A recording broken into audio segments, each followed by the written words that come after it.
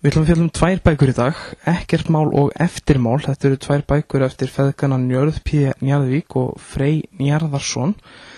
Sögurnar segja frá Frey og baráttu hans við fíkniefna djöfulinn. Við heyrum að því hvernig hann ánýtjast heróínu og hvernig hann lifir dag eftir dag í sömu rútínu sem hann gengur út á að sprauta sig áður en hann verður veikur og selja svo nógu dópi til að eiga fyrir næsta skammti. Það er það eina sem hann kemst að. Bækurnar gefa ótrúlegt innsýn inn í líf fíkilsins, hvernig hann bara nákvæmlega saman allt, svo lengi sem hann eigi dóp, hvernig hann vinnur sér peninga, hvernig hann tapar þeim, hvernig hann er ítrekkað handtekinn og hvernig hann þarf að vinna fyrir lögguna og mafíuna í Kaupmannahöfn. Og bækurnar segja einnig frá tilraunum hans til að fara í meðferð. Fyrri bókin, Ekkert mál, kom út 84 og gerist þess í Kaupmannahöfn og seinni bókin gerist síðan í Amsterdam.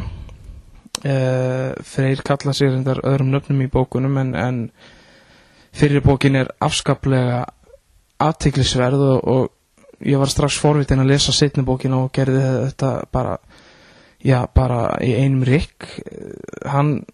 Ég er nú svo sem ekki að segja hann fellur í seinni bókinni og þegar hann kemur til Amsterdam og þar tekur hann upp frá því í Kaupmannahöfn og býr á götunni hreinlega.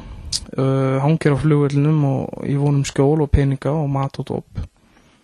Bækurnar eru báðar mjög athyglisverðar og Ekkert mál vakti sérstaklega mikla athygli þegar hún kom út þarna 1984. Þá var nú ekki búið að tala jafn mikið þessi mál og ekki jafn opinskátt og kannski í dag.